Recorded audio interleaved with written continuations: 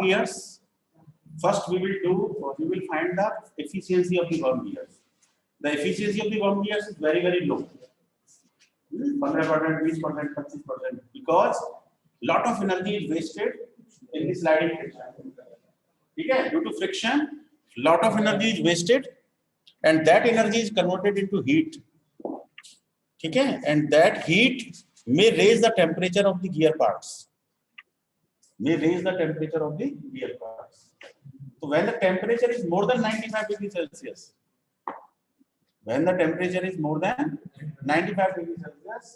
the parts may break, and the oil which we are using for the lubrication, because there is a lot of energy generated due to friction, that heat energy has to be dissipated to the surroundings with the help of some lubricating oil. Lubrication use करना पड़ेगा, ठीक है? अब 95 degree Celsius पर most of the lubricating oils loses their properties. Oil अपनी property loose कर देता है, मतलब उसकी विस्कोसिटी बदल जाती है ना, उसकी ऑयलीनेस चेंज हो जाती है, वेपोराइज हो जाता है. Once the oil loses its properties, lubrication fails. Lubrication fail हो गया. When the lubrication fail, that heat energy generated cannot be dissipated to atmosphere. So as a design engineer, we have to control the temperature of the lubricating oil during the lubrication. ठीक है, हमें क्या करना है, 95 से उसका temperature ज्यादा नहीं होना. So lubrication is necessary in worm and worm gears. ठीक है, तो सबसे पहले हम निकाल लेते हैं, थोड़ा सा थर्मल पे बात कर लेते हैं. Thermal consideration.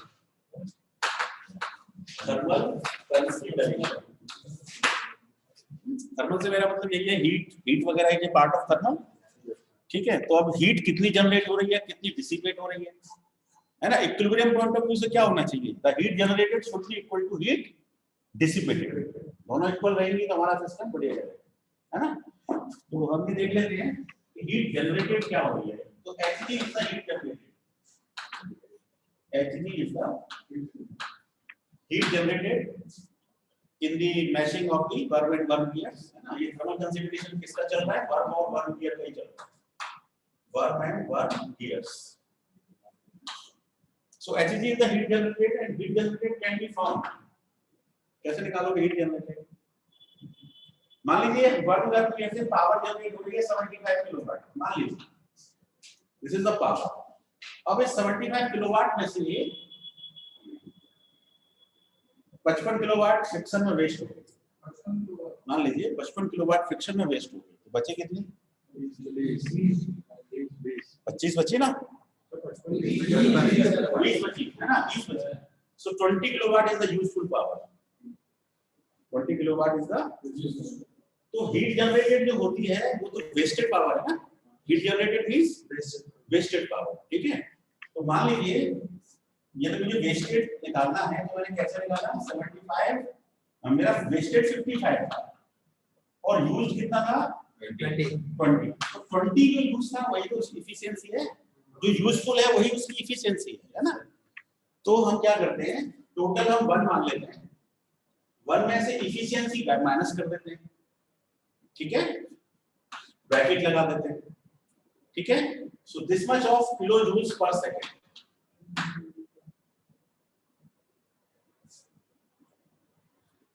किलोवाट है ना. 1 माइनस ईटा इनटू किलोवाट. वैसे मानो किलोवाट का मतलब किलो जूल्स पर सेकंड भी होता है ना. यदि मैं मान लो ईटा को अभी मैं यूज ना करूं तो क्या होगा, 1 इनटू किलोवाट, मतलब मुझे फुल मिल रहा है ना. फुल मुझे मिल रहा है, कोई लॉसेस नहीं है. यदि मान लो ईटा 20% है सपोज, तो 1 माइनस 0.2 0.8. ठीक है, तो जो 20% है वो तो यूजफुल है, तो बचा हुआ 80% क्या है, वेस्टेड है. तो वो 80% कैसे निकालोगे, 1 माइनस ईटा से. तो ये 1 माइनस ईटा एक तरह से वेस्टेड को बता रहा है, और जो वेस्टेड है वही हीट जनरेटेड है. जो वेस्टेड है वही हीट जनरेटेड.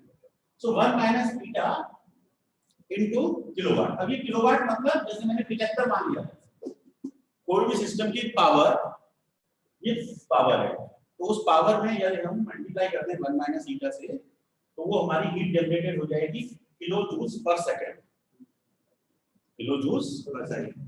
1 सेकंड में इतनी हीट जनरेट हो रही है, तो 1 सेकंड में इतनी ही हीट डिसिपेट होनी चाहिए, तभी तो सिस्टम इफेक्टिवली काम करेगा। So this is heat generated. Now I am coming to Hb. So Hb is given by heat dissipated. Heat dissipated. अब हीट डिसिपेटेड के लिए या तो आपको लुब्रिकेटिंग ऑयल यूज करना पड़ेगा, कुछ भी कोई ना कोई मोड यूज करना पड़ेगा। तो दो तरह के वो होते हैं, एक तो फोर्स्ड होता है, एक है ना, फिन वगैरह यूज करते हैं एरिया बढ़ाने के लिए। तो आपने एक फार्मूला पढ़ा होगा थर्मोडायनामिक्स वगैरह में, HA डेल्टा T पढ़ा है ना, HA delta T। So heat dissipated can be found by HA delta T. अब H क्या है? Heat transfer coefficient. Heat transfer coefficient. A area हो गया और delta T temperature. Delta T temperature, ठीक है। So HA डेल्टा T हमारा क्या है? Heat dissipated. Heat dissipated. तो क्या होना चाहिए? ये दोनों आपस में for the equilibrium, for equilibrium Hg equal to Hd, heat transfer coefficient, heat transfer coefficient है ना। तो ऐसे भी लिख सकता हूं Ha, ये डेल्टा T क्या है? The temperature of the oil minus temperature of the air या एम्बिएंट टेम्परेचर, वही तो डेल्टा T है, ठीक है। So this is my equation number 1, this is my equation number 2। For the equilibrium point of view Hg must be equal to Hd। तो यहां से एक फार्मूला बन जाएगा आपका, आप ये लिख सकते हैं 1 माइनस, यहां लिख देता हूं मैं, so 1 minus eta into kilowatt equal to Ha T0 minus, ठीक है। So this T0 can be found,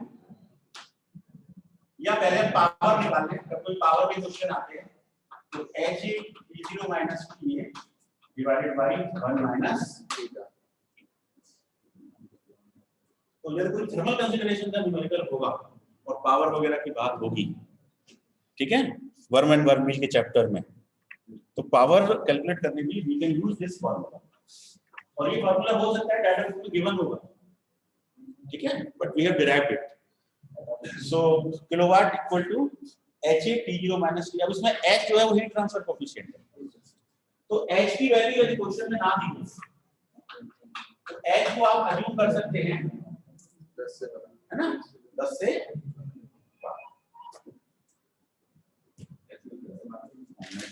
12 से 18 होता है फोर्स्ड कन्वेक्शन में, और विदाउट फोर्स में जो है कम रहता है, वो मैं आपको बता रहा हूं।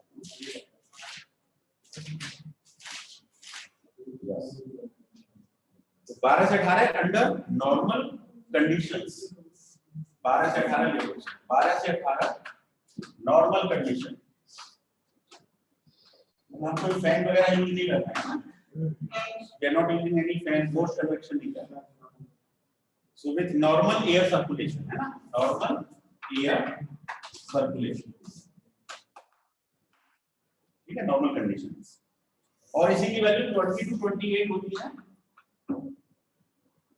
when providing a fan, forced conditions, है ना, when providing a fan horizontally along the stream of the air, ठीक है। तो ये आपका ऐसे लिखेंगे forced conditions, forced conditions when using fan. तो यदि क्वेश्चन की लैंग्वेज में फैन वगैरह यूज हो रहा हो, then you will assume H equal to between this range, ठीक है। क्वेश्चन में कुछ मेंशन ही नहीं है, then you can assume the normal condition. So it is 12 to 18। अब उसकी यूनिट क्या होती है हीट ट्रांसफर कोएफिशिएंट की?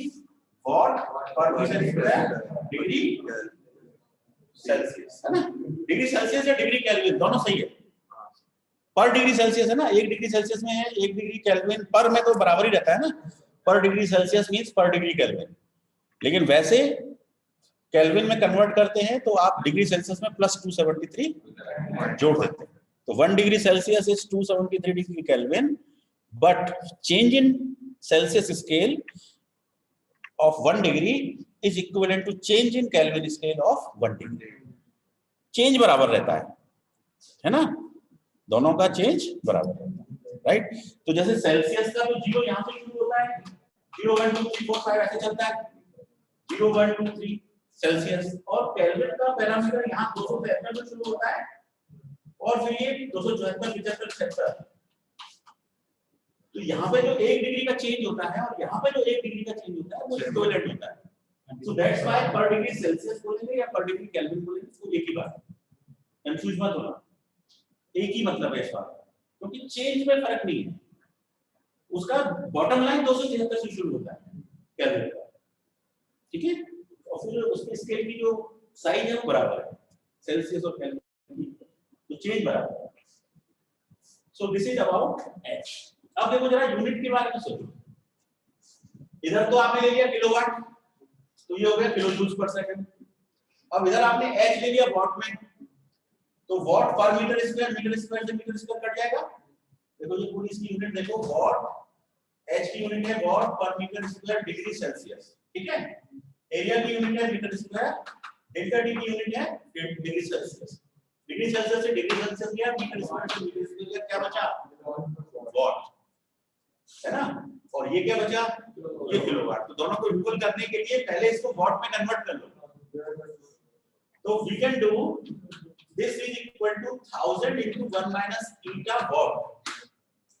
ये जोड़ लो, किलोवाट से वॉट कर दिया तो 1000 से मल्टीप्लाई कर दिया। Now this can be equal to this, या 1000 और आएगा, और ये 1000 होने से यहाँ नीचे 1000 आएगा, इसको करेक्ट कर लो।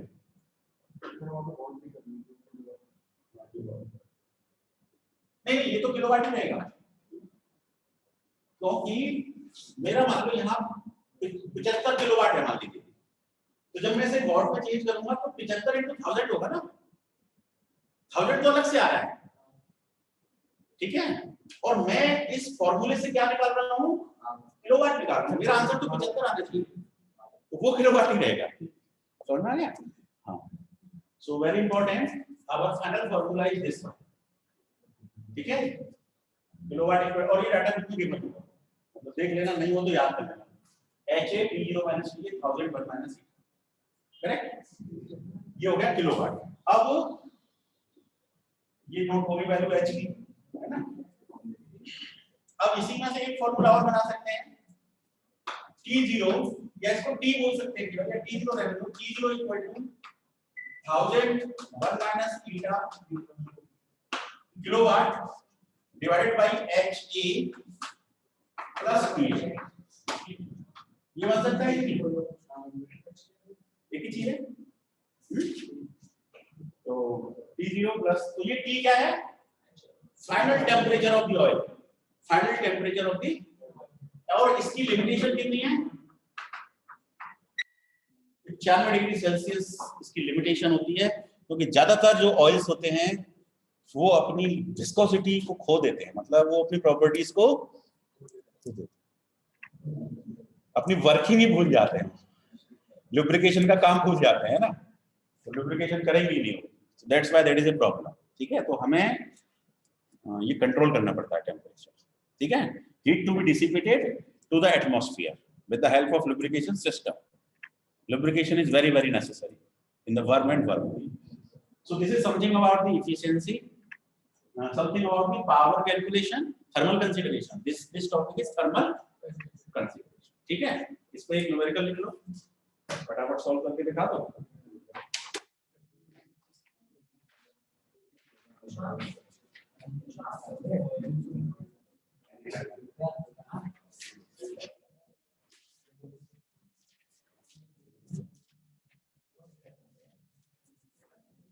Yes, right.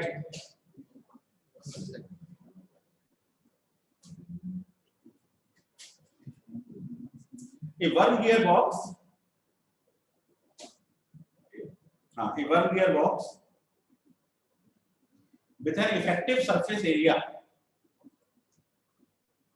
With an effective surface area of 1.5 meter square with an effective surface area of 1.5 meter square.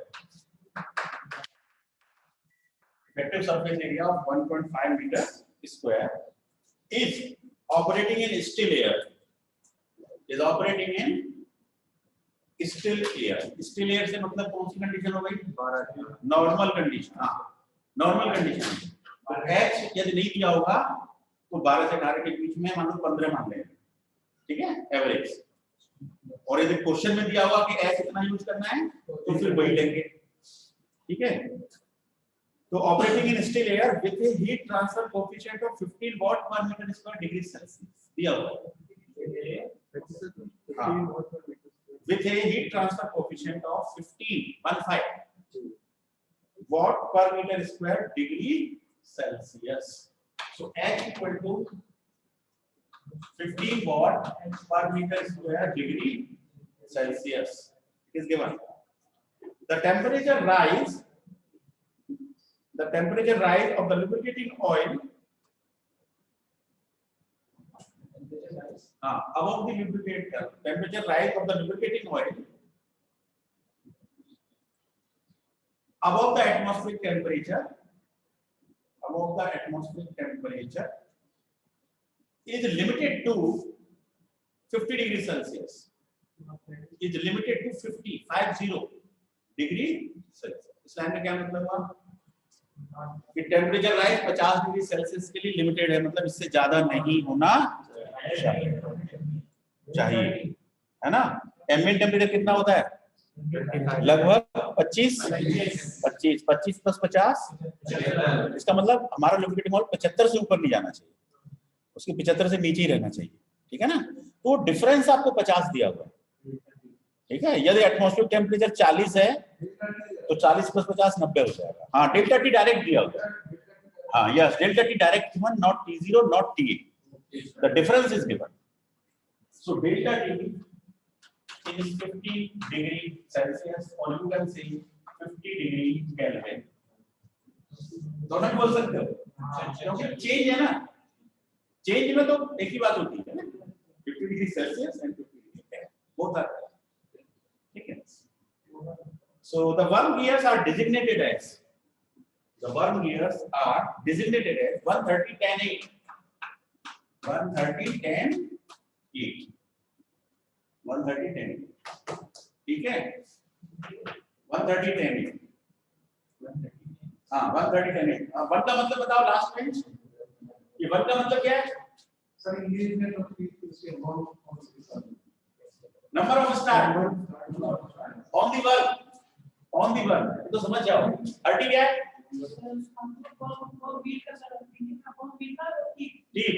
Teeth की संख्या. 10 क्या है? Diameter question. 8 क्या है? समझ गए. देखो डेफिनेशन के क्वेश्चन पहले कर चुके हैं ना. यस. तो ये आपको आना चाहिए. Z1 Z2 Qn ये फिक्स है. तो worm wheel is designated as this. The worm shaft is rotating at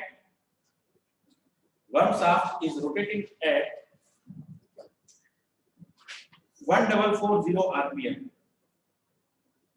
Worm shaft is rotating at 100 RPM. 140 RPM. M1 worm का जो स्पीड है, रोटेशन में स्पीड है, 140 RPM है. The normal pressure angle is 20 degree. The normal pressure angle is 20 degree. Normal pressure angle, हाँ, is 20 degree. Calculate the power transmitting capacity based on the thermal consideration. Calculate the power transmitting capacity. Power transmitting capacity based on the thermal consideration. Based on the thermal consideration. Correct? तो thermal consideration का है, power निकालनी है, कौन सा formula use होगा? अभी जो प्रूफ किया है ना. हाँ, तो मेरा फॉर्मूला बोल दीजिए क्या है? A kilowatt equal to H delta T 1001 minus theta. This is the formula. अब देखो H गिवन है क्वेश्चन में कोई प्रॉब्लम नहीं है। Area delta T theta theta theta में फंस रहा हूं। क्या आपको मालूम है कितनी एफिशिएंसी है इस वर्क की एफिशिएंसी कितनी है? एफिशिएंसी तो अभी एक टॉपिक एफिशिएंसी पे बात करेंगे है ना। एफिशिएंसी निकलते ही ये प्रॉब्लम बहुत इजी है। तो अब हमारा एक हेडिंग डालते हैं थ्योरी का एफिशिएंसी। क्वेश्चन को विराम दे दीजिए थोड़ी देर है ना, और एफिशिएंसी पे अब बात चलेगी। अब एफिशिएंसी क्लियर हो जाएगा तब क्वेश्चन में वापस लौटेंगे है ना आज। So efficiency of work gear. Efficiency को ईटा बोलते हैं अपन। ईटा क्या होता है? Output upon input. सब जानते हो आउटपुट अपॉन इनपुट। अब आउटपुट पावर हो सकता हूं और इनपुट पावर हो सकता है। या तो output work upon input work या output power upon input power. Input worm पे जा रहा है और आउटपुट कहां से मिल रहा है? वर्म व्हील से मिल रहा है। ठीक है, तो पावर का एक जनरल फॉर्मूला आपको बताया है 2 पाई n t nmt divided by 60 10 to the power 6 kilo. ये हमारा पावर का फॉर्मूला है कि नहीं? हम लोग हमेशा यूज करते हैं। तो पावर के फॉर्मूले में 2 पाई कांस्टेंट है, 60 कांस्टेंट है। केवल ये डिपेंड करता है आरपीएम और टॉर्क पर। ठीक है, तो आउटपुट हमको कहां मिल रहा है? वर्म व्हील पर। तो व्हील के लिए मैं लिख सकता हूं 2 pi n2 mt2 divided by 60 10 to the power 6 whole divided by, ये मैंने पावर लिखी है किसकी? वर्म व्हील की। अब वर्म की पावर हो जाएगी 2 पाई n1 mt1 divided by 60 10 to the power 6। सिर्फ फॉर्मूला लगा दिया, कुछ नहीं किया। 2 पाई nt बटे इतना।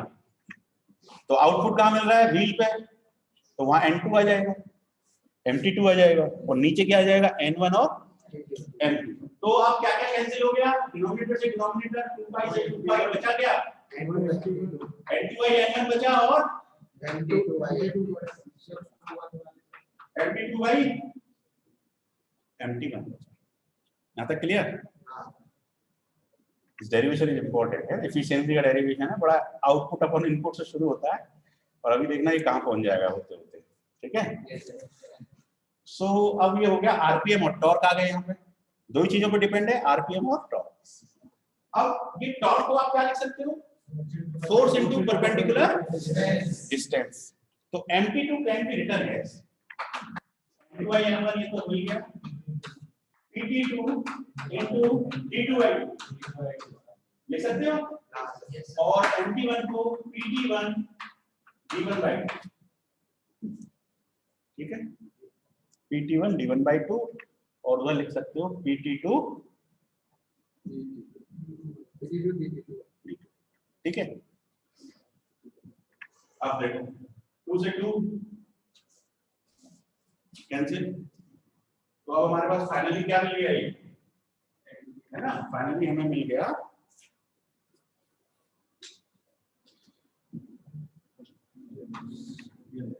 Theta equal to n2 by n1 n2 by n1। n2 by n1 को z1 बाई z2 लिख सकता हूं?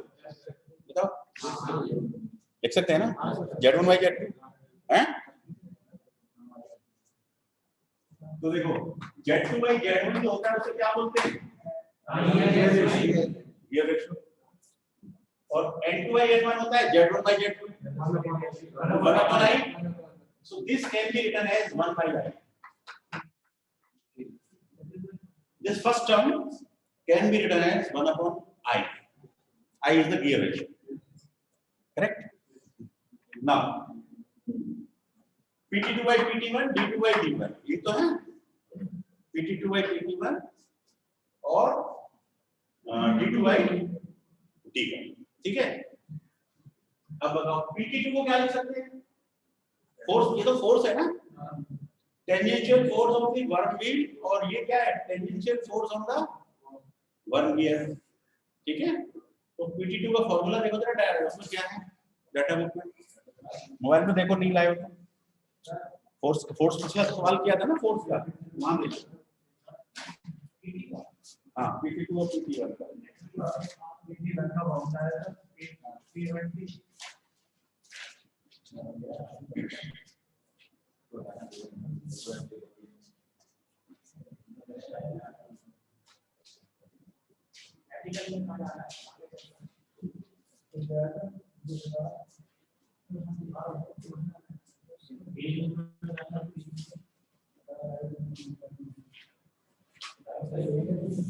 चलो इधर देखो, इधर देखो, एक होता है वर्ग, एक होता है वर्ग, ठीक है। वर्ग में कितने फोर्स होते हैं? 3 होते हैं, PT1, PA1 होते हैं। इसमें कितने होते हैं? PA2, मैंने शायद पिछली क्लास में बताया होगा, ये तो बराबर होते हैं और ये आड़े तिरछे होते हैं, ये आड़े तिरछे होते हैं, मतलब एक का एक्सल एक का टेंजेंशियल, ऐसे बराबर होते हैं। That you know. So PT2 can be written as PA1. Yes or no? Yes, sir. So I am writing PA1 upon PT1. PT2 को मैंने क्या लिख दिया? PA1 और नीचे तो PT1 है ही है, तो जब एक ही गियर पे आ गया ना, दोनों चीजें वर्ग पे आ गई, वर्ग का एक्साइल अपॉन वर्ग का टेंजेंशियल। अभी क्या था? व्हील का टेंजेंशियल, वर्ग का टेंजेंशियल, लेकिन अब हो गया वर्ग का एक्साइल अपॉन वर्ग by tangential, because they are equal. Magnitude की बात हो रही है, डायरेक्शन में भले अपोजिट हो, but they are equal magnitude, ठीक है। अब क्या बचा? d2/d1, so it is 1/i। अब डाटा बुक में देखो PA1 का फॉर्मूला क्या है? PA1 का PT1 into cos alpha cos gamma minus mu sin gamma divided by cos alpha sin gamma plus mu cos gamma। ये आपको मिल गया। तो ये मैंने लिख दिया PT1 की जगह, PA1 की जगह पर, और नीचे PT1 तो है ही है, PT1 फोर्स का था, केवल अल्फा गामा है, ठीक है। Yes sir. अब d2/d1 हो रहा है, d2/d1। अब d2/d1 को समझना होगा, है ना। d2/d1, d2 can be written as mz2, बताओ। d1 can be written as no, m2 वर्ग में अलग है। mz1 इस पर में चलता है, हेलिकल में चलता है, विवर में भी चलता है, बट वर्ग में ये mq है। So I can write it as mq, लिख सकता हूँ। मॉड्यूल से मॉड्यूल कैंसिल, तो क्या बचा? z2/q बचा। अब मुझे बताओ tan गामा का क्या फॉर्मूला था? ये पढ़ चुके हैं? ये था। तो यहाँ से q का क्या फॉर्मूला हो जाएगा? ये हो गया z2/z1 tan गामा। q की जगह लिख दिया z1/tan गामा, tan गामा ऊपर चला गया, तो z2/z1 tan gamma.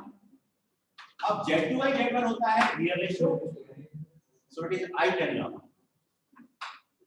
I tan gamma। ये नोट कर लो कि d2/d1 can be written as I tan gamma। तो d2/d1 की जगह I tan gamma लिखते हैं, I tan, ऐसे नोट कर लो, ठीक है।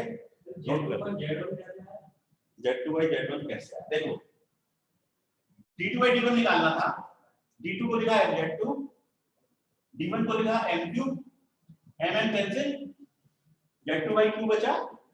अब q का फॉर्मूला यहां से निकाला z1/tan गामा, ये z1 है, ठीक है। सो it is I tan gamma, clear है। अब यहां आ जाओ वापस, अपने को तो मेन फोकस एफिशिएंसी पे करना है ना। अब देखो गियर रेशियो से गियर रेशियो गया, खत्म। अब लास्ट में क्या बचा? आपको बचा cos alpha cos gamma minus mu sin gamma whole divided by cos alpha sin gamma plus mu cos gamma bracket में और tan gamma can be written as sin gamma by cos gamma. Note कर लो पहले, जो भी चलेगा पहले note कर लो।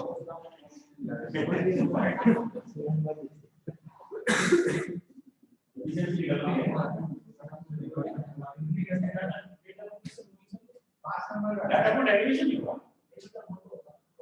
फॉर्मूला तो लास्ट फॉर्मूला दिया हुआ, सेकंड दो चीज क्या है, लास्ट फॉर्मूला तो डेरिवेशन आया, डेरिवेशन आया क्या, डेरिवेशन आया ये ऐसे ना तो मैं हां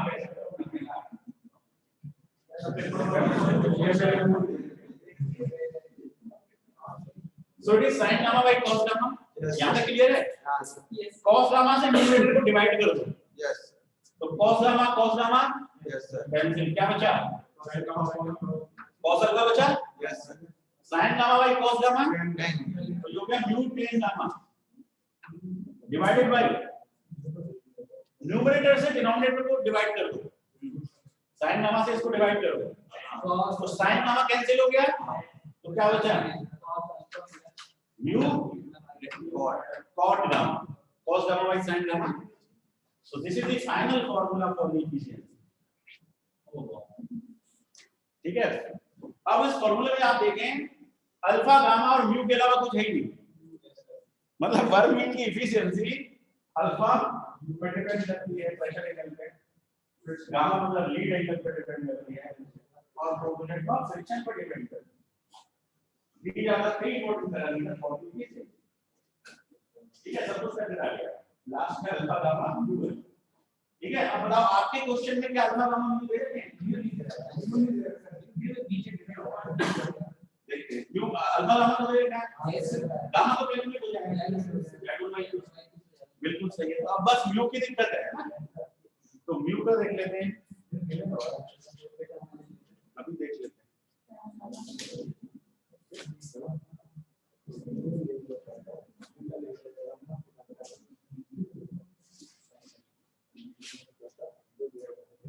हाँ देखो म्यू क्वेश्चन में नहीं दिया है, ठीक है, क्वेश्चन में नहीं, तो अब इतना नोट हो गया आपका। अब मैं म्यू निकालने की तकनीक बता रहा हूँ बस, जैसे म्यू का तकनीक मिलेगा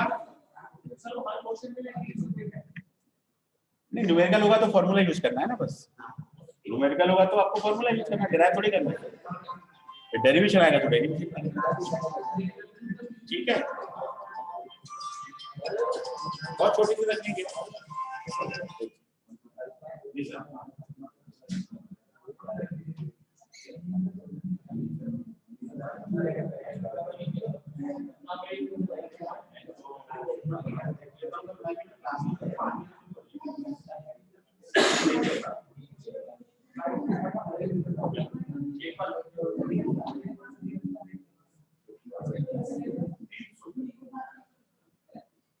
मैं मिटा दूं इसको, मेरे को म्यू के बारे में बताना है, एक मिनट में म्यू के बारे में आप समझ लेंगे, बहुत बड़ा नहीं है, छोटा सा।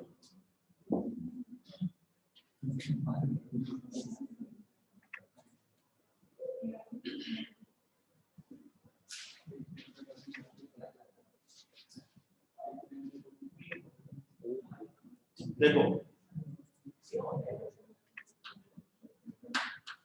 एक वर्ग में एक वर्गमूल है, दोनों के बीच स्लाइडिंग एक्शन होगी, तो मान लेते हैं कि पिछला वेलोसिटी, पिछला वेलोसिटी v1, v1 का मतलब वर्ग की पिछला वेलोसिटी, तो पिछला वेलोसिटी के लिए फॉर्मूला है पाई d1 n1 डिवाइडेड बाय 60। इसकी यूनिट क्या आती है? मीटर पर सेकंड, बाय 60 करेंगे तो मीटर पर सेकंड, और बाय 60,000 कर देंगे, d1 मान लो मिलीमीटर में लिया तो पाई d1 n1 बाय 60 आएगा मिलीमीटर पर सेकंड, और 1000 से डिवाइड करेंगे तो ये हो जाएगा मीटर, ठीक है। पिछला वेलोसिटी को यदि मीटर पर सेकंड में निकालना है तो पाई d1 n1 बाय 60,000, ठीक है। नाउ rubbing velocity रबिंग किसके बीच हो रही है? वर्ब और वर्ब के बीच में हो रही है ना? तो वहां लीड एंगल गामा है, तो V1 by cos gamma, V1 by cos gamma, ये हो गया पाई D1 M1 divided by 60,000 cos gamma. ये क्या चीज है? रबिंग वेलोसिटी, ठीक है, रबिंग वेलोसिटी। हमारे क्वेश्चन में बता सकते हो रबिंग वेलोसिटी कितनी है? हमारे क्वेश्चन में कितनी है रबिंग वेलोसिटी? ये रबिंग वेलोसिटी कम ज्यादा होती रहती है ना, मतलब ज्यादा कम तो फ्रिक्शन कोफिशिएंट बदलता रहता है, ठीक है, friction coefficient is not constant, ठीक है। हाँ, तो रबिंग वेलोसिटी और यदि फ्रिक्शन कोफिशिएंट में ग्राफ खींचा जाए, एक तरफ हम ले लें रबिंग वेलोसिटी और एक तरफ हम ले लें फ्रिक्शन कोफिशिएंट, म्यू ले लें, इधर v s ले लें। रबिंग वेलोसिटी को मैं बोल रहा हूं v स्लाइडिंग यानी कि vs, है ना, rubbing velocity v sliding velocity, correct. तो इन दोनों के बीच में ग्राफ देखोगे तो जैसे जैसे वेलोसिटी बढ़ती है फ्रिक्शन कोफिशिएंट डिक्रीज होता है, मतलब ऐसा ऑब्जर्व हुआ है, ठीक है। जैसे जैसे रबिंग स्पीड बढ़ती है फ्रिक्शन कोफिशिएंट डिक्रीज हो जाता है। वो तो होता है, आपने पढ़ा नहीं है कूलम के लॉ? व्हीकल फोर व्हीलर की जैसे जैसे आपकी रोड पे स्पीड बढ़ती है तो आपका फ्रिक्शन रिड्यूस हो जाता है। कूलम फ्रिक्शन के 3 रूल आते हैं ना, पहले स्लाइडिंग रहता है, उसके बाद में नहीं, उसमें 3 पार्ट आते हैं, एक लिमिटिंग फ्रिक्शन आता है, एक पहले स्टैटिक, फिर लिमिटिंग, फिर डायनामिक।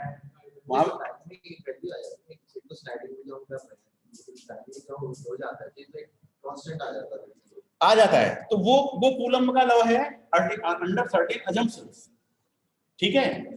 फ्रिक्शन की कहानी बहुत ही निराली है, मतलब इतने सारे साइंटिस्टों ने काम किया है और आज तक भी फ्रिक्शन को ठीक से विकसित नहीं कर पाए। आज भी फ्रिक्शन पर रिसर्च चल रही है, मतलब फ्रिक्शन के लिए कोई थ्योरी नहीं बनी आज तक ठीक से कि जान लें कि कैसे मेजर होगा। बहुत सारे साइंटिस्टों ने एफर्ट किया है, कूलम का सबसे बढ़िया एफर्ट है उसमें, और भी बहुत सारे लोगों ने इस पे काम किया है, ठीक है। तो वर्म और वर्मवील के केस में ये है कि जैसे जैसे स्लाइडिंग वेलोसिटी और कुछ एक रिलेशन है, तो आपको रेडीमेड चार्ट दिए हुए डाटा बुक, रेडीमेड चार्ट और टेबल्स दी हुई, तो उस चार्ट की हेल्प से यदि आपको रबिंग वेलोसिटी मालूम है तो आप यहां से परपेंडिकुलर लाइन ड्रॉ करके और इसके फिर पैरेलल लाइन ड्रॉ करके आप फ्रिक्शन कोएफिशिएंट रीड कर सकते हैं from that graph you can find the friction coefficient, ठीक है। तो अब सबसे पहले तो आप यहां पर रबिंग वेलोसिटी निकालो, सबसे पहले पिच लाइन वेलोसिटी निकालो, पाई d1 कितना है बताओ, d1 कितना है, m क्यू 80, n1 कितना है, गिवन है, गिवन है, डिवाइडेड बाय यूनिट निकाल दो, कितना आया, कितना आया बताओ, सॉल्व कर दो, तो आपकी पिच लाइन वेलोसिटी आ जाएगी। कैलकुलेटर रखो, हाँ 6.03 मीटर्स पर सेकंड। मीटर में क्यों निकाल रहे हैं, क्योंकि यहाँ जो ग्राफ में है वो मीटर पर सेकंड में ग्राफ बना हुआ है, डाटा बुक में आप देखोगे तो वहां मीटर पर सेकंड में ग्राफ है, इसलिए हम 60,000 से निकाल रहे हैं। अब ये आ गई, अब रबिंग वेलोसिटी कैसे निकालोगे, 6.03 डिवाइडेड बाय cos गामा, हमारे केस में गामा कितना है,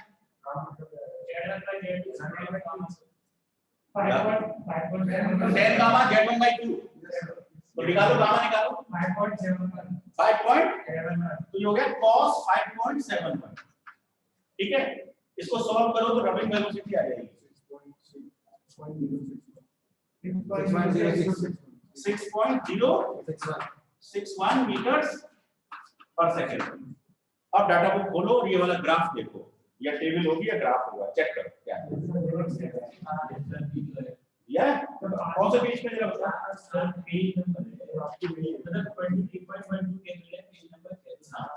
ओके फ्रिक्शन के लिए ना,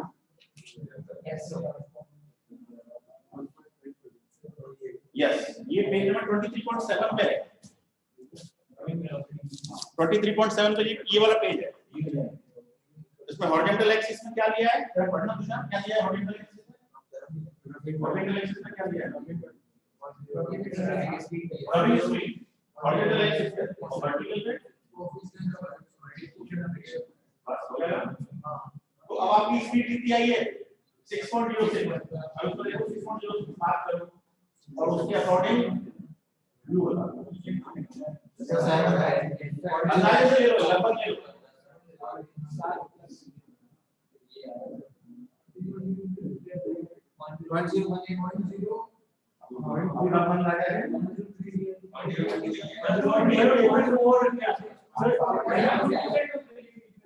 अब एक टेबल और ले लीजिए पीछे, इसको देखो ये और आसान है।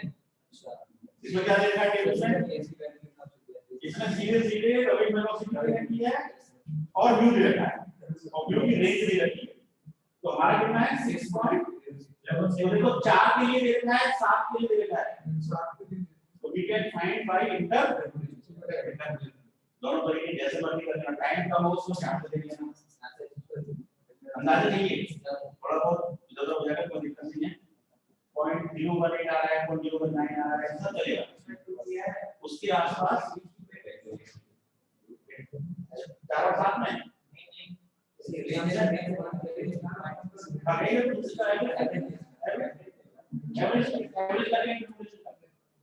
तो कोएफिशिएंट फ्रिक्शन फाइनली मैं बुक से बताता हूं किसने कितना लिया है ना? इसने इसी तरह निकाला होगा। फिगर 20.9 बोल रहा है। 20.9 मतलब अच्छा टेक्स्ट बुक में कोई फिगर होगी, इस भंडारी की किताब में वही ये फिगर होगी, सेम फिगर होगी, उसका नंबर 20.9 है।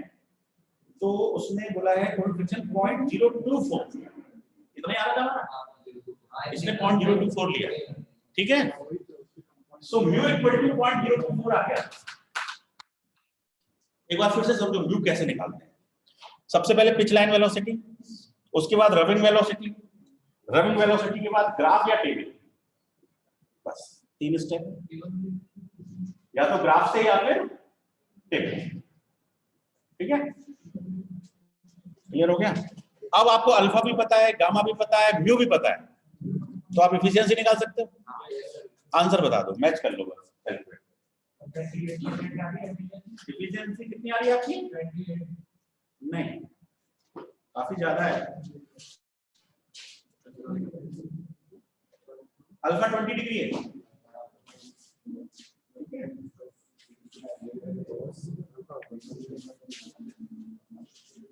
ठीक है।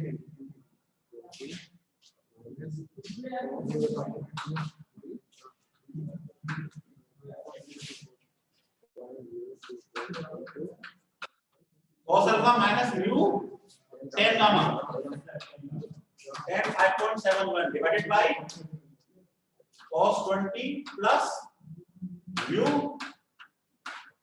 cot gamma 5. इसको सॉल्व करिएगा कैलकुलेटर।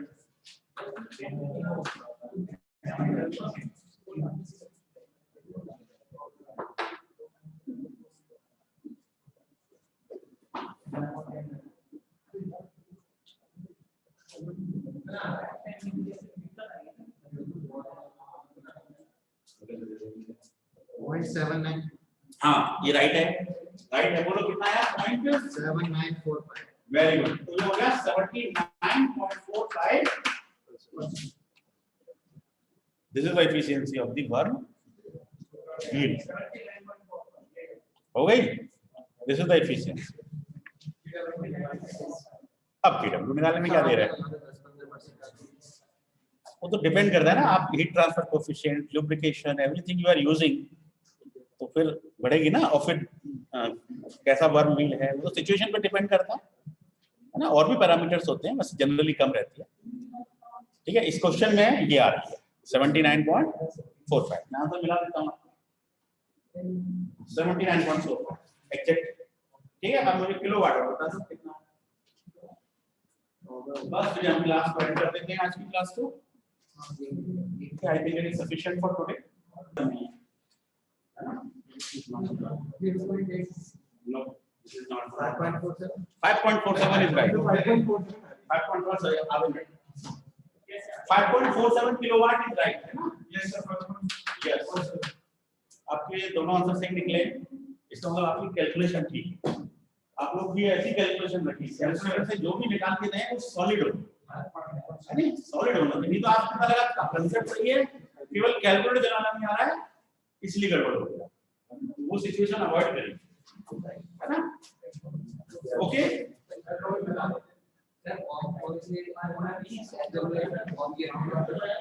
एक सेकंड